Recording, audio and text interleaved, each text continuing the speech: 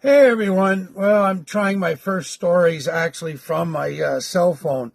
Getting ready to head out to my doctor's. So I have to get my monthly injection and stuff. Anyways, big snowstorm day coming, so I thought I would do like an ongoing update for YouTube Shorts and then here on Stories for Instagram. So I'm kind of doing it on purpose because I'm noticing a couple of people that I follow are having censorship problems all of a sudden. It's like the whole world is getting uncensored, and Instagram and Facebook more than likely is turning into the other way, and there's Mike Zuckerberg or whatever his stupid name is standing there lying to everybody. It's like, wow, so typical. Nothing ever changes. Anyways, there you go. There's my political thing, lad from the woods here at Winterfell Camp. Yay!